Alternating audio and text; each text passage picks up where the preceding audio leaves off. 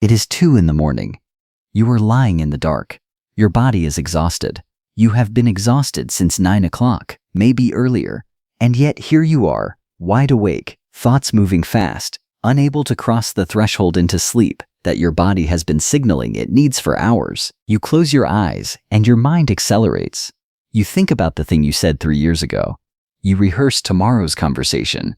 You calculate how many hours of sleep you will get if you fall asleep right now, and then recalculate when that number becomes less reassuring. And somewhere in the middle of all this, you have a thought that makes everything worse.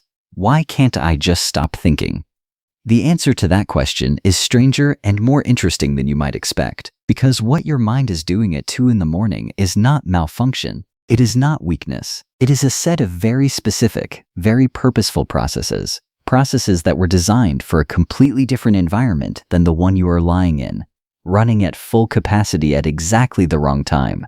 To understand why, you need to understand what sleep actually is from your brain's perspective, not what it feels like from the outside. Unconsciousness, rest, absence, but what it involves at the level of neural activity. Sleep researcher Matthew Walker, whose work at the University of California, Berkeley, has reshaped how scientists think about sleep's function, describes sleep not as the brain powering down, but as the brain shifting into a different, and in many ways more active mode of operation. During certain stages of sleep, particularly REM sleep, your brain is processing emotional memories, consolidating learning, running simulations of social scenarios, and performing a kind of overnight emotional recalibration that is essential to your mental health. Sleep is not a pause in your cognitive life. It is a critical phase of it, which means that when you cannot sleep, what is being disrupted is not merely rest.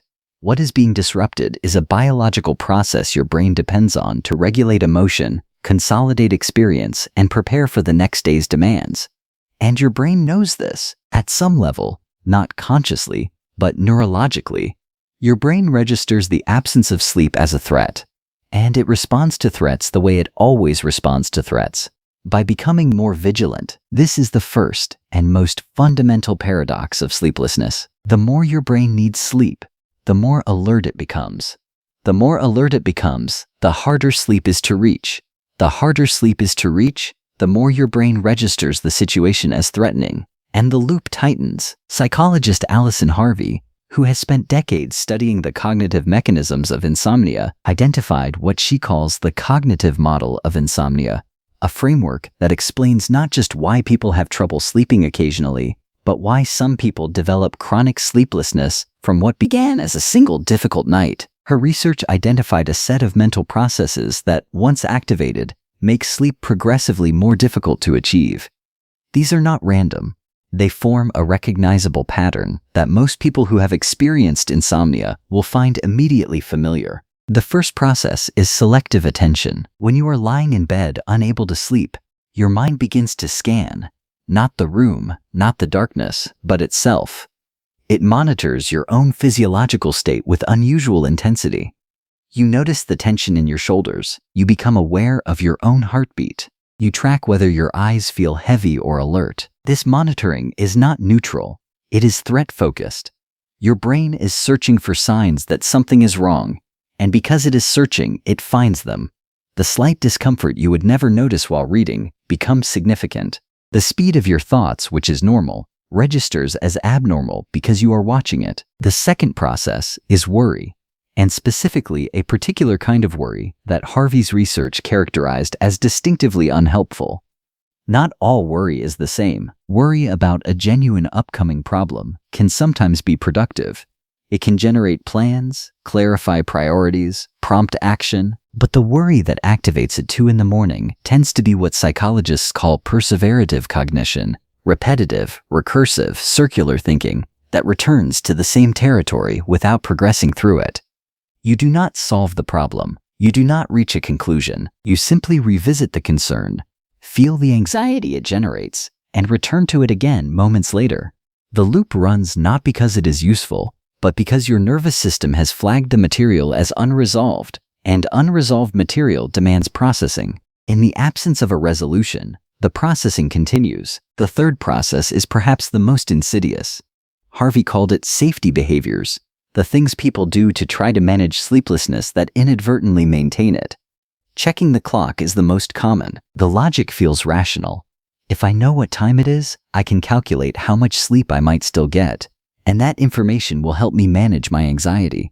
But the information almost never helps. What it does instead is reactivate the threat monitoring system, reintroduce the calculation about how many hours remain, and deepen the association between the bedroom environment and the experience of frustration and wakefulness. The behavior designed to reduce anxiety produces more of it. Now layer onto this something that the neuroscience of the last 2 decades has made increasingly clear. The processes Harvey identified do not occur in a neutral brain. They occur in a brain whose threat detection and emotional regulation systems are directly affected by the sleep deprivation that is already underway. Neuroscientist Eti Ben Simon, working in Matthew Walker's lab, conducted research using brain imaging to study what happens to the emotional brain under conditions of sleep deprivation.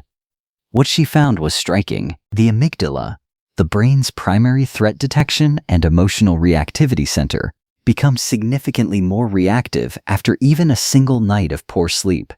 Its response to emotionally negative stimuli amplifies. At the same time, the prefrontal cortex, the region responsible for regulating the amygdala's responses, for applying context, for distinguishing real threats from perceived ones, becomes less active and less effective. The regulatory system weakens precisely when the reactivity system intensifies. What this means in practice is that the thoughts you are having at 2 in the morning are not being processed by the same brain that would process them at 2 in the afternoon. They are being processed by a brain in which the volume on threat and negativity has been turned up and the dimmer switch on rational regulation has been turned down.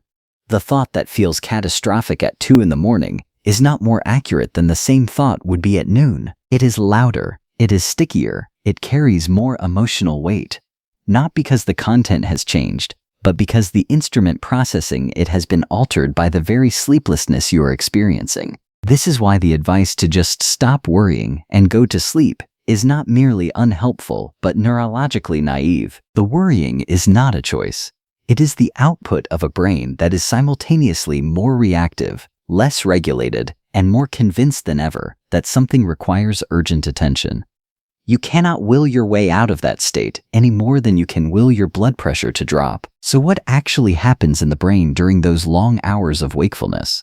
What is your mind doing when it is not sleeping? Some of it is the threat processing described above, the monitoring, the worrying, the recursive loops.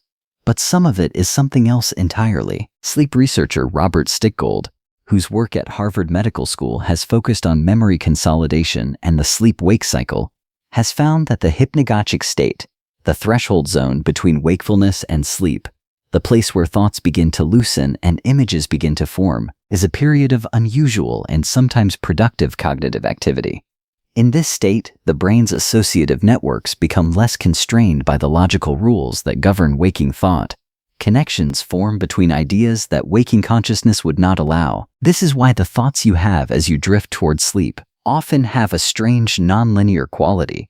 They are following a different logic, one that is associative rather than sequential.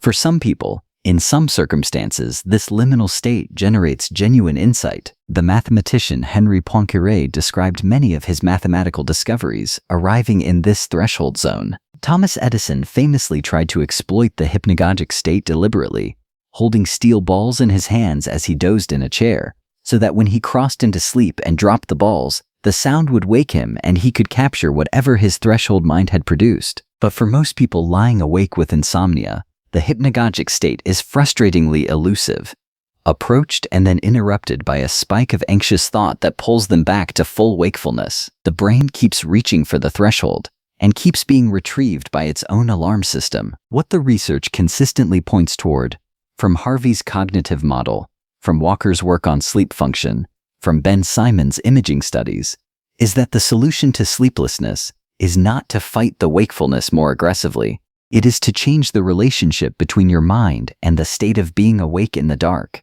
The most evidence-backed intervention for chronic insomnia is not a sleep aid. It is a form of cognitive behavioral therapy specifically adapted for insomnia, called CBTI, and the core of CBTI is not relaxation techniques or white noise machines, though those can help. The core is a set of cognitive and behavioral changes that address the underlying processes Harvey identified. It works on the selective attention by teaching people to redirect monitoring away from internal threat scanning. It works on the worry by helping people externalize and schedule their concerns, to designate a specific waking time for processing anxious thoughts, so that the mind receives a credible signal that the worry will be attended to and does not need to run its loops at 2 in the morning. And it works on the safety behaviors by eliminating the clock checking, the compensatory napping, and the other behaviors that maintain the cycle of wakefulness. One of the most counterintuitive elements of CBTI is sleep restriction, deliberately limiting the time spent in bed in order to consolidate and deepen the sleep that does occur, and to rebuild the brain's association between bed and sleep rather than bed and wakefulness. It is uncomfortable in the short term, and it works. It is 2 in the morning. You are lying in the dark. Your mind is not broken. It is doing exactly what a threatened, sleep-deprived, hypervigilant brain does. Scanning, worrying, monitoring, looping. It is doing the only thing it knows how to do when it perceives danger and cannot find the exit. The exit is not trying harder. The exit is understanding the system well enough to stop feeding it what it is asking for. Your mind is not keeping you awake because it wants to hurt you. It is keeping you awake because it is trying, in the only way it knows, to keep you safe. The work is to teach it that the dark and the quiet and the stillness are not threats to be survived. They are where the healing happens.